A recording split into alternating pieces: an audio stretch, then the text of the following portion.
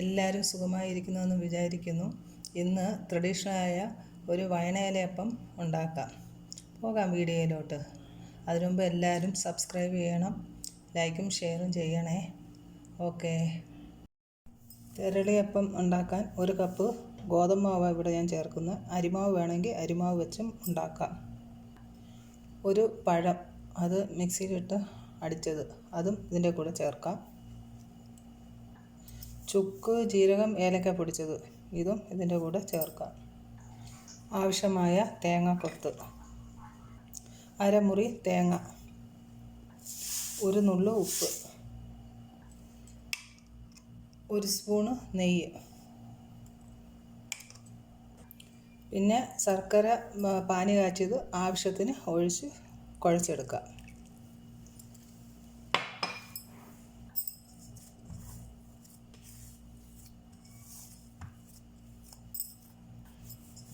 ശകലം ലൂസി വേണം കുഴച്ചെടുക്കാൻ. കഴുകി തുടച്ച വയണയില എടുത്ത് 1 ഇല എടുത്തിട്ട് കുറച്ച് മാവ് ഇങ്ങനെ എടുത്ത് ഇത് കംപ്ലീറ്റ് ആയിട്ട് പരത്തുക. എന്നിട്ട് ഇതിങ്ങനെ ചുരുട്ടുക. എന്നിട്ട് ഇതിൻ്റെ ഇത് വെച്ച് ഞെട്ട് വെച്ച് ഇങ്ങനെ ഇതിലോട്ട് കുത്തി വയ്ക്കുക. വേറെ ഒരു രീതി, ഇങ്ങനെ അങ്ങോട്ട് കുമ്പിള ഉണ്ടാക്കിയിട്ട് ഈ ടൂത്ത് പിക്ക് ഉണ്ടല്ലോ, അത് വെച്ച് ഇങ്ങനെ കുത്തുക. എന്നിട്ട് ഇതിൽ മാവ് നിറയ്ക്കുക.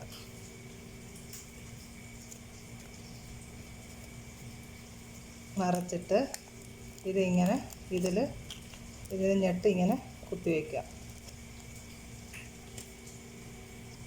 പിന്നെ വേറെ രീതി, ഇതങ്ങോട്ട് ഇങ്ങനെ വെച്ചിട്ട് ഇനി കുറച്ച് മാവ് എടുത്തിട്ട് അത് അതേപോലെ ഉരുട്ടി ഇങ്ങനെ വെച്ചിട്ട്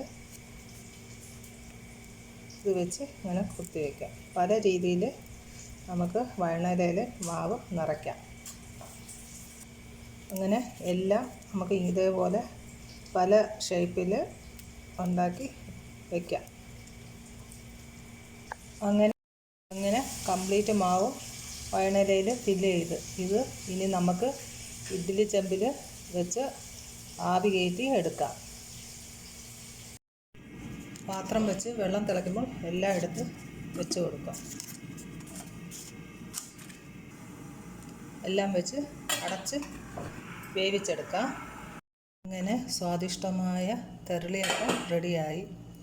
എല്ലാവരും ഇതൊന്ന് ട്രൈ ചെയ്ത് നോക്കണം. ചൂടാണ്, എല്ലാവരും നോക്കണേ. എല്ലാവരും ട്രൈ ചെയ്ത് നോക്കണം, അത്രയ്ക്കും ടേസ്റ്റാണ്.